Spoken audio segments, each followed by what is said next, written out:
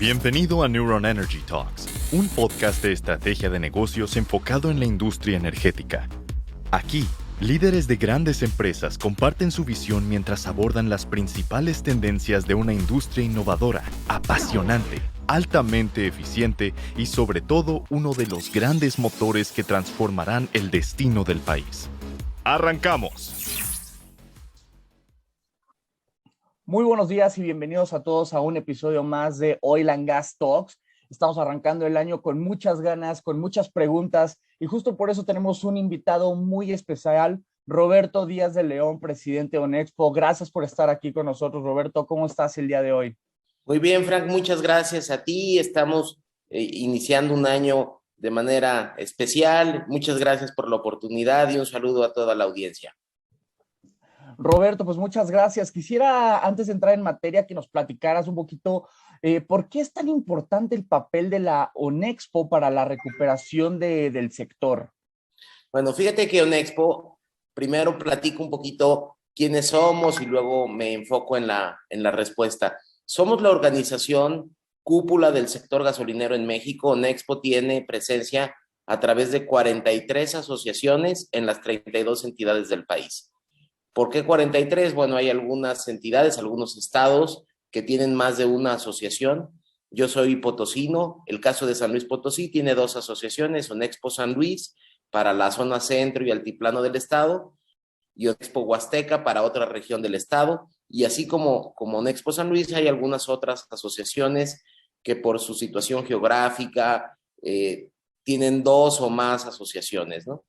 Entonces, este organismo cúpula que es ONEXPO Nacional representa de manera especial los intereses de los pequeños y medianos empresarios gasolineros, así como de los grandes grupos. Somos la asociación de asociaciones que tiene una interlocución muy seria y responsable con las autoridades, con los reguladores y también con la sociedad. De tal forma que, ya entrando en materia de la respuesta, te diría que es muy importante esta vinculación que hace ONEXPO Nacional, porque al final nosotros atendemos vía las estaciones de servicio que rebasan las 12,800 estaciones de servicio a más de 13 millones de consumidores diarios que visitan nuestras estaciones de servicio. Somos prácticamente el combustible que mueve la economía del país y de esta necesidad de mover al país se desprenden una serie de obligaciones por parte de los empresarios gasolineros para contribuir de manera muy proactiva a la economía del país. Nosotros somos una gran fuente de generación de empleos, generamos más de 500,000 de empleos directos y más de 3 millones de empleos indirectos, por lo que la contribución al desarrollo social del país es muy importante. Perfecto, Roberto, pues muy interesante toda la responsabilidad que tienen para lo que mencionas, la recuperación económica a nivel nacional. Justo tocas el tema de, bueno, de las estaciones de carga, de los grupos gasolineros. Cuéntanos un poquito, todavía sigue sonando desde la reforma del 2013, cuando se abren los mercados, todavía sigue siendo cuestionado si ha sido en favor del consumidor final o no. Cuéntanos un poquito en qué ha ayudado esto para que los consumidores pues tengan un mejor servicio, a lo mejor tengan mejores opciones en cuanto a precios. ¿Cuál es tu perspectiva, Roberto? Mira, es muy buena la pregunta porque ha venido a contribuir de manera muy favorable las diferentes ofertas de valor para el consumidor final. No nada más en precio, sino en una mejora en el servicio, una mejora en la experiencia, una mejora en el producto. Si recordamos, antes del 2017 teníamos una sola marca, teníamos un solo precio, un mismo producto. Era un negocio sumamente regulado y administrado. Básicamente nosotros teníamos un solo proveedor, un modelo de negocio que le llamábamos de una renta fija, porque teníamos un margen fijo, y entonces estábamos hasta cierto punto en una zona de confort. ¿Qué vino sucediendo? Se dio una apertura del mercado en diferentes aspectos. Primero, se permitió la inversión privada nacional y extranjera en algunas actividades que antes eran exclusivas para Pemex, de tal forma que se pudo integrar la iniciativa privada a actividades como el transporte, la comercialización, la distribución y el almacenamiento. Voy a tratar de hacer un poquito de historia. La franquicia Pemex nace por ahí entre los 94 al 96. Se arma todo un proceso para lanzar la franquicia Pemex, porque antes eran concesiones.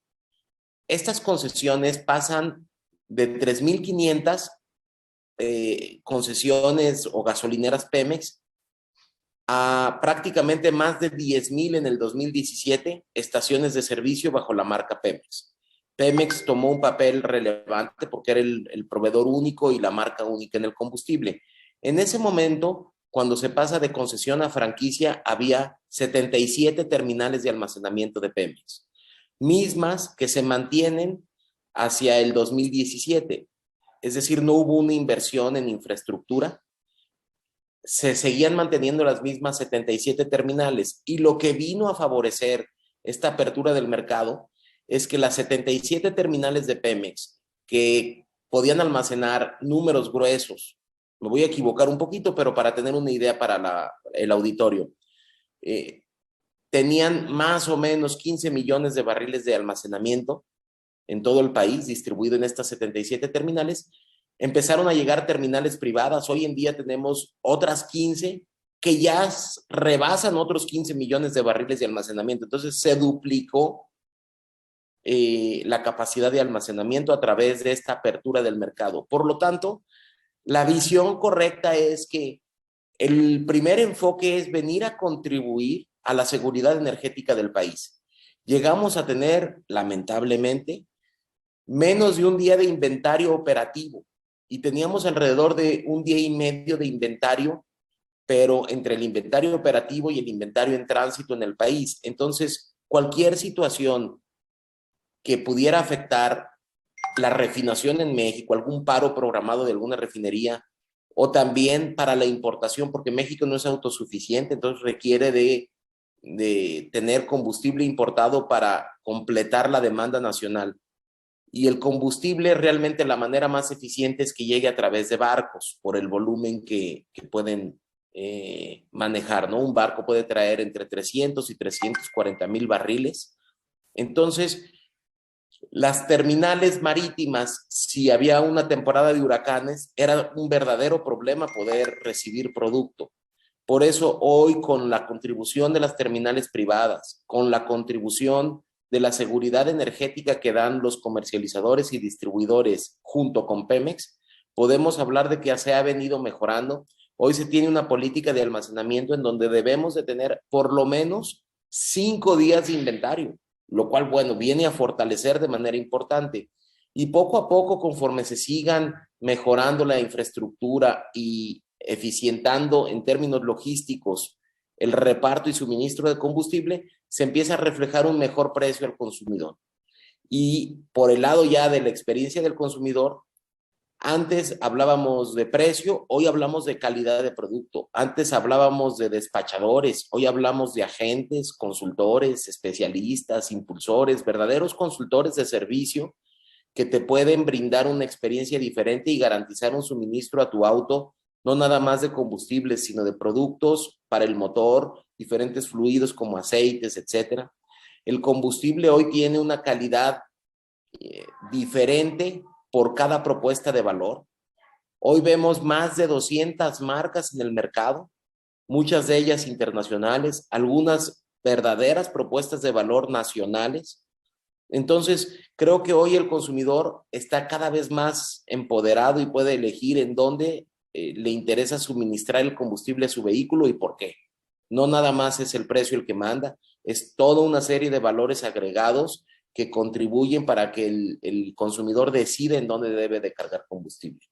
Claro, justo eso se presta para que el mercado se autorregule, los que tengan las mejores prácticas tengan una mejor captación. Justamente quisiera ahondar un poquito más en esa perspectiva, pero ahora del lado del despachador, del grupo gasolinero. Mencionas que hay por ahí pues más de 200 marcas compitiendo en el mercado. Pues ¿cómo le podría hacer ahora el gasolinero? ¿Cuáles serán las mejores prácticas para tener una buena rentabilidad en su negocio poder competir contra los otros grupos grandes, algunos locales, algunos muy grandes provenientes de los operadores, y que generar la lealtad con el consumidor. Y un último punto que me gustaría agregar también es el tema de las unidades de negocio. Por ahí se habla mucho de que, de que el gasolinero debería tener distintas fuentes de ingreso, no nada más el servicio que da al despachar, sino de repente se mencionan que si temas de cafetería, temas de servicio al usuario, como aditivos, etcétera. ¿Cuáles serían esas buenas prácticas que tú ves, estimado Roberto, para aumentar la rentabilidad en el negocio del gasolinero? Mira, te platico, creo que hay tres ejes muy importantes en los que se basa ahora el nuevo modelo de estaciones de servicio. Un eje basado en las mejores prácticas operativas, en donde se va a buscar la captura de eficiencia operativa. Otro eje que va muy alineado al marketing. Este es un negocio, la estación de servicio al final es un negocio de marketing, porque tú tienes que descomoditizar un commodity que es la gasolina. La gasolina tiene una norma oficial mexicana y es un commodity, es la misma gasolina. Y hay que meterle marketing para poderla diferenciar. Entonces, el segundo eje es un eje comercial con un enfoque en el marketing, pero basado o buscando la experiencia del consumidor.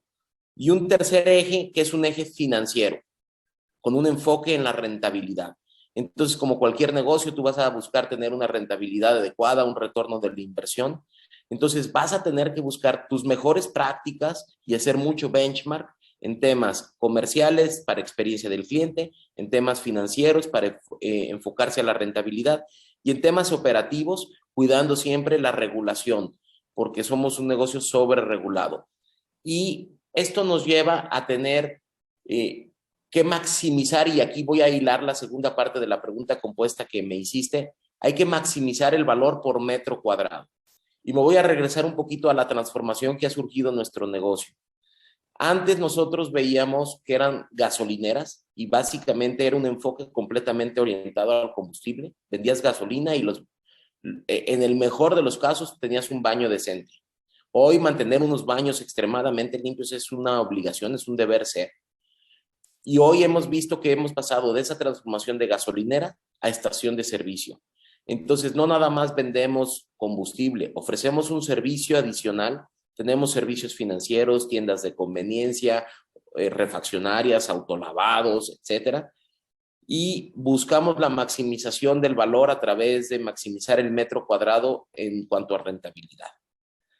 Y finalmente, ¿qué vamos a ver más adelante? Vamos a ver centros de menudeo de clase mundial, en donde también se comercializan diversos energéticos. Vamos a ver la entrada de estaciones multimodales, en donde se van a vender no nada más gasolinas y diésel, se va a vender gas LP, gas natural, hidrógeno y electricidad. Entonces, esta transformación la vamos a ver en los próximos años, va a ser una transformación paulatina.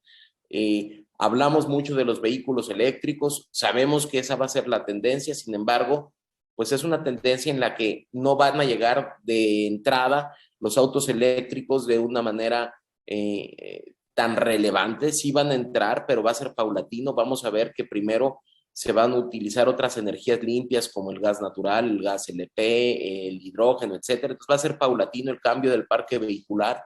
Se lleva más de 15 años. Entonces va a ser un proceso que ya iniciamos. Hoy ya vemos estaciones multimodales. Entonces por eso me refiero a que vamos a ver centros de menudeo de clase mundial en donde se comercializan diversos energéticos, pero también puedas ir a tomar el café en lo que te suministran tu energía, ya sea de hidrocarburos, de combustibles fósiles o de electricidad.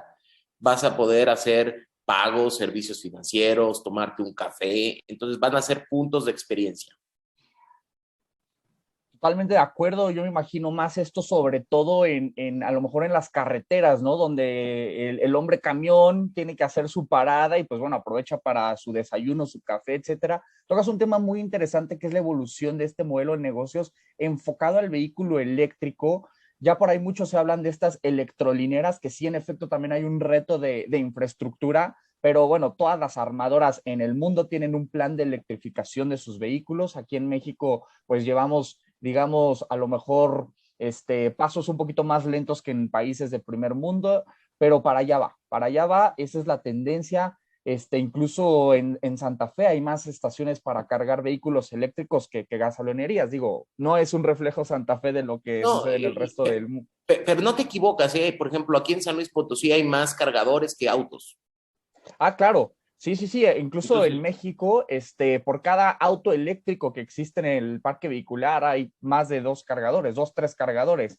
No, no está tan rezagado México como a lo mejor uno podría pensar, pero pues bueno, sí, en efecto, el parque vehicular que tiene todavía México todavía tiene un camino de electrificación que bien mencionas que para allá va y ¿qué haría el gasolinero, mi estado Roberto? ¿Tendría en estos 15 años que tú mencionas hacer esa transición de no solo vender su gasolina para los vehículos de combustión, sino ya tener una buena oferta para estos combustibles alternativos al vehículo? sí, fíjate que faltan todavía temas que debemos de aprender y debemos de seguir desarrollando. Hoy ya hay estaciones multimodales, ya hay electrolineras y también ya hay estaciones multimodales gasolineras de combustibles fósiles con cargadores eléctricos en alguna parte de su instalación. Sin embargo, hoy el servicio es gratuito porque es más un servicio que un modelo de negocio todavía. Sin embargo, debemos de estar atentos y trabajar de manera muy importante en la regulación para poder tener una regulación muy clara, tener cargadores, ya sean universales de algún tipo, etcétera. Vamos a tener que trabajar mucho en las tarifas tanto de compra de la electricidad como determinación y fijación de precios en la tarifa del cargado de unidades en el punto de venta. Entonces, creo que ese proceso va a llevar su tiempo. Hay que hacer iniciativas de ley, reglamentos, etcétera. Entonces, creo que es un tema que se empieza ya a platicar de manera importante en diferentes foros. Nosotros en ONEXPO hacemos 2 eventos al año, un evento de menor magnitud, pero no por eso de menor importancia, hacia finales del año, lo acabamos de celebrar hace un mes, en el pasado mes de noviembre en Cancún, y básicamente ya tuvimos temas de electromovilidad para la convención a la cual aprovechamos de invitarlos y estamos invitando también a la audiencia. Se va a celebrar, lo más probable es que sea en junio de este año y vamos a tocar temas muy importantes relacionados a la electromovilidad, a tarifas, etcétera, ¿no? Entonces es un tema que a pesar de que se va a llevar ya su tiempo, nosotros ya lo estamos atendiendo. También vamos en mayo, una delegación importante de empresarios gasolineros mexicanos a un encuentro en Alemania, que allá pues van mucho más avanzados en estos temas. Entonces vamos a hacer algunas visitas por Alemania, por Holanda, que son países en los que ya la parte de la electromovilidad está muy avanzada, entonces vamos a ir a aprender, a traernos mejores prácticas. Entonces creo que va a ser un proceso muy interesante el que va a vivir el empresario gasolinero mexicano en los próximos años y también el consumidor.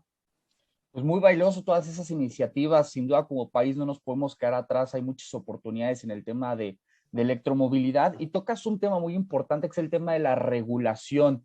Digo, todavía de repente hay mucho debate de cuál es el mejor camino. Tenemos un presidente que está muy apasionado en este sector. Digo, si un sector le apasiona mucho el presidente, sin duda es el de los hidrocarburos, el energético, etcétera. Y hay mucha conversación en torno al tema al tema de las regulaciones. De repente, como país, solemos ver qué regulaciones hay allá afuera, hay en otros países, y a veces pensamos que debemos copiarlas. Debemos copiarlas y de entrada México es un país con muchas regulaciones, es un país sobre regulado. Quisiera preguntarte a ti, mi estimado Roberto, ¿qué retos ves tú en cuanto a estas regulaciones? ¿Por dónde crees que deberíamos de ir en este 2022 para, pues bueno, también considerar retos de infraestructura, almacenamiento, distribución, expendios, etcétera? ¿Cuáles son estos retos que tú ves a corto plazo? Mira, nosotros vemos la necesidad de mantener un órgano regulador autónomo, con las capacidades técnicas y sobre todo de reglamentación bajo principios de reglas claras y piso parejo para la industria. Entonces, por eso es la importancia de mantener un órgano regulador autónomo muy fuerte, como en este caso para nosotros tenemos la Comisión Reguladora de Energía, aspiramos a mantener una CRE autónoma para que desde ahí surja toda una reglamentación muy coordinada con los diferentes organismos que también regulan al sector. Por ejemplo, está la Agencia de Seguridad de Energía y Ambiente, la ASEA, pero también está una regulación de la Secretaría del Trabajo, están regulaciones en casos de estaciones de servicio carreteras por parte de la Secretaría de Comunicaciones y Transportes, en fin. Entonces, creo que una buena medida y es una propuesta que ha hecho Nexpo Nacional y seguramente la seguiré impulsando en el 2022 y años siguientes, es una ventanilla única, una oficialidad de partes única para que haya una coordinación entre las diferentes autoridades y organismos reguladores del sector energético, porque esta sobreregulación empieza por los trámites y hacer un trámite en ocasiones es muy desgastante porque tienes que repetir el mismo trámite con las 2 o 3 o N dependencias con las que tengas que estar involucrado, cuando esto se podría facilitar simplificando administrativamente a través de una ventanilla única, una oficialidad de partes electrónica única, y eso pues te evita tener muchos gastos innecesarios y repetir tramitología, etcétera. Entonces creo que ahí hay una gran oportunidad y ese sería el principal desafío para este año, para nosotros como empresarios del sector energético, mantener una CRE autónoma y una simplificación administrativa. Muy interesante, mi estimado Roberto, sin duda un reto muy valioso. Y digo, ya nada más para ir terminando un poquito, pues cuéntanos cuáles son las iniciativas por parte de Onexpo, por parte de sus colaboradores, sus aliados, para poder seguir atrayendo inversión, poder seguir abriendo, inaugurando nuevas instalaciones, nuevos centros de trabajo, nuevas instalaciones de grupos, etcétera. Y pues bueno, también ya si nos podrías ir compartiendo, nos comentabas cuál es tu visión para 2022, si nos podrías ir compartiendo un poquito de estas iniciativas que van teniendo para atraer estas inversiones. Mira, básicamente es reforzar los 4 ejes de actuación de Onexpo Nacional, porque creemos que con estos 4 ejes se sigue dando la certidumbre en las inversiones futuras y presentes dentro de nuestro sector. El primer eje es la unidad. Nosotros necesitamos mantener una unidad en el sector porque vienen grandes desafíos y si estamos en unidad seguramente estos retos los vamos a librar con éxito porque así ha sido la historia del empresario gasolinero y la historia de Onexpo en los más de 35 años de existencia de nuestra organización. Entonces, nosotros seguimos manteniendo el sentido de unidad para el gremio y creo que de ahí parte muchísimo porque podemos seguir haciendo benchmark, intercambiando mejores prácticas, etc. Otro eje muy importante es la innovación. Estamos convencidos que la innovación que va muy alineada al desarrollo tecnológico es clave para poder seguir invirtiendo. Nosotros este año debemos de estar invirtiendo en desarrollos tecnológicos, en innovación, en temas de capacitación, más de 10,000 millones de pesos como sector. Entonces es una inversión muy fuerte la que pretendemos hacer durante este 2022. Otro eje, no menos importante, es el eje de la conciencia, la responsabilidad social. Nosotros en Onexpo Nacional somos fuertes promotores de la responsabilidad social empresarial en nuestro gremio. Estamos convencidos que la responsabilidad social es el elemento que nos hace falta seguir detonando y comunicando esas buenas acciones. Este año, por tercera ocasión, vamos a seguir implementando los premios al liderazgo gasolinero que básicamente reconocen las mejores prácticas en temas de responsabilidad social.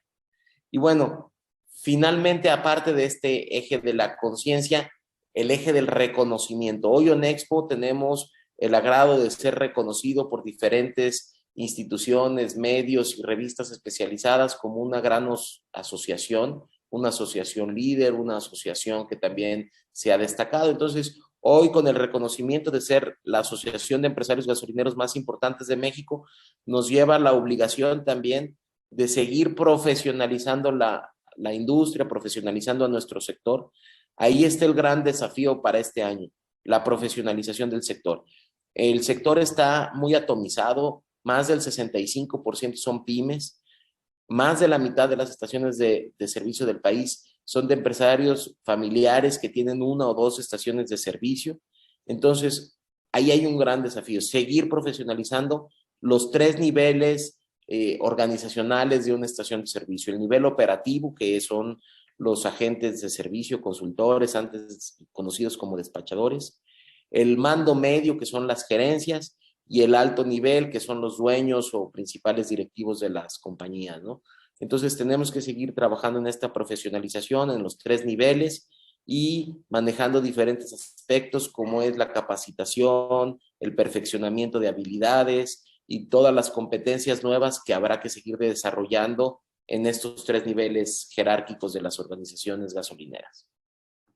Pues muy bien, Roberto, muchísimas gracias por todo lo que nos compartes. Por ahí traigo una preguntita más que es enfocado, bueno, a esto que tú mencionas, esta profesionalización, estos puntos de venta en donde a lo mejor son un poquito controlados por familias, etcétera, pero también sucede que del otro lado, pues hay algunos que son manejados de forma ilícita, ¿no? El famoso huachicol, estas estaciones clandestinas que sin duda pues es un trabajo en conjunto con las autoridades, con los gobiernos, temas de regulación tal vez. Roberto, ¿qué verías ahí que se debe de afinar para poder seguir garantizando, pues bueno, la seguridad al consumidor y poder tener a lo mejor pues un poquito más de control en esto que sin duda afecta al país en distintos sentidos? Fíjate que es muy importante la pregunta porque hoy el combustible ilícito es el principal competidor de la industria. Nosotros generamos empleo, contribuimos en la generación de impuestos, en fin. Y este combustible que se maneja de manera informal o incluso ilegal, pues es muy dañino porque no captura impuestos, no genera empleos, genera un impacto desfavorable en términos ecológicos, ambientales, etcétera. Entonces, creo que hay muy buenas medidas. Una de ellas es que se abrió para este año la obligación de contar con controles volumétricos. Nosotros como organización nacional estamos impulsando que sean equipos de control volumétricos certificados por el SAT, porque eso le va a dar muchísima certidumbre a que hay trazabilidad del producto en toda la cadena hasta llegar al consumidor final. Entonces, es una iniciativa que ha manifestado Nexpo desde finales del año anterior, del año pasado, en donde nosotros hemos pedido que los controles volumétricos sean certificados por el SAT. Esperemos que el SAT y la Secretaría de Hacienda tomen a bien esta recomendación, porque esto va a ayudar en gran medida a combatir el combustible ilegal. Y nosotros celebramos las acciones que ha manejado el gobierno federal en el sentido de combatir el huachicol, porque esta práctica es muy dañina para todos, ¿no? Entonces creemos que el canal por el que se mueve el combustible ilícito no necesariamente son las gasolineras, probablemente hay algunas, pero son la gran minoría. Hay una estadística muy interesante que genera la Profeco cada lunes en el quién es quién, en donde hablan de qué gasolineras, y es un porcentaje mínimo la que está mal y mucho menor el que de alguna manera introduce combustible de origen dudoso. Entonces, el canal por el que se maneja el huachicol, pues es otro canal. Podemos ver en carreteras que por cada estación de servicio hay 4 o 5 puntos de venta clandestinos. Entonces, por ahí hay operativos del gobierno federal en coordinación con la Guardia Nacional que atienden estas actividades para combatir la venta ilegal de combustible. Entonces, creemos que ese es el camino, que el gobierno federal sigue implementando estos operativos y que el gobierno también a través de la Secretaría de Hacienda y el SAT puedan implementar la certificación de controles volumétricos. Claro, sin duda un reto que en donde las autoridades tienen una importante participación, como tú mencionas, pues es algo que va a beneficiar a todo el país poder tener estas buenas medidas para este control. Bueno, pues ya para ir terminando, Alejandro, no sé si tú traigas alguna pregunta, mi estimado Roberto, no sé si tú traigas algún mensaje final para la audiencia. Sí, sí. Es muy buena pregunta también porque hay dos aspectos que tendremos nosotros que fijar una posición muy clara y buscar la alineación para tenerlo de la mejor forma para toda la industria. En el caso del sector gasolinero y del sector de hidrocarburos nos afecta, bueno, de hidrocarburos en la parte de midstream y downstream, nos afecta lo siguiente: la iniciativa de modificación de la CRE para que sea como un organismo dependiente de la Secretaría de Energía. Nosotros hemos realizado un análisis en base a un comparativo de qué hacen otros países y consideramos que mantener una comisión reguladora de energía de manera autónoma, que dé certidumbre, reglas claras, piso parejo, ese es el camino. Y por el otro lado, se habla también de una modificación por parte de la empresa productiva del Estado de Pemex, en donde pasaría a ser un organismo del Estado. Entonces aquí la recomendación por parte de nosotros es cuidar esa figura de Pemex para que mantenga un buen gobierno corporativo, porque no tenemos todavía muy claro cuál sería el nuevo rol de este organismo de Pemex. Y el hecho de que hoy es una empresa productiva que piense como compañía, como empresa, a través de un órgano de gobierno que tiene consejeros independientes, consejeros profesionales, le puede dar una visión de sustentabilidad en el tiempo. Entonces, esa preocupación creo que tenemos que irla mitigando y celebramos que van a darse estos foros o este parlamento abierto, porque vamos a poder aclarar todas las dudas y comentarios y poder normar un criterio para poder evaluar esta iniciativa de reforma eléctrica y que sea lo mejor para México. La decisión que se tome al final que sea muy bien pensada, muy bien razonada y que tenga todas las bases necesarias para tomar la mejor decisión. Perfecto, Roberto. Sí, sin duda nadie quiere una CFE, un Pemex debilitado, ¿no? Por el contrario, claro que queremos que sean empresas competitivas, pero también cuidar esos pisos parejos que mencionan, que sigamos siendo atractivos para las inversiones extranjeras. Pues bueno, con eso concluimos el episodio, mi estimado Roberto. No sé si tú traigas un mensaje final para la audiencia, nos quieras platicar, no sé, algunos eventos que vayan a organizar a futuro. No sé si traigas ahí un final remark para nuestro auditorio. Sí, muchas gracias, Frank y Alejandro. Bueno, primero agradecerles el tiempo, la disposición y platicarles una iniciativa que estamos por lanzar el próximo mes de febrero en ONEXPO Nacional. Nosotros durante la pandemia tuvimos 3 etapas.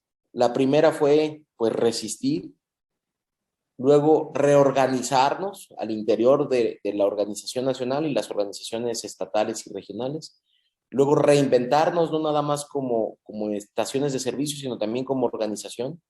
Y en esta reinvención nosotros tuvimos a bien hacer una remodelación integral de nuestras oficinas. Entonces en el próximo mes de febrero estaremos haciendo ya un lanzamiento y una presentación de lo que va a ser esta reconfiguración de nuestra sede y vamos a poner a disposición de todos los empresarios gasolineros de México nuestra sede, nuestras oficinas, la casa del empresario gasolinero ya renovada, en donde van a poder tener estaciones de trabajo, salas de juntas, todo a disposición de los empresarios gasolineros, porque muchos de los trámites se hacen en la Ciudad de México. Entonces que vean en ONEXPO Nacional no nada más unas oficinas de la asociación, sino verdaderamente sus oficinas. Entonces creo que ese es el mensaje hacia el interior. Y bueno, hacia la audiencia, que compartan la verdad sus experiencias de las estaciones de servicio, que crean que los empresarios gasolineros mexicanos trabajan 24/7, 365 pensando en el consumidor final, porque a ellos nos debemos.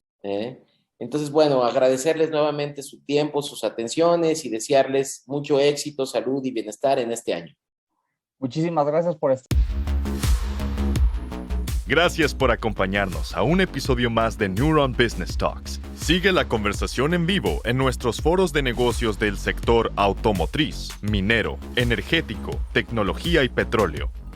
También te invitamos a seguirnos en nuestra página neuronbusinessgroup.com, nuestras redes sociales y suscríbete a nuestro newsletter, donde recibirás información de primera mano sobre nuestras entrevistas y eventos exclusivos de la comunidad de Neuron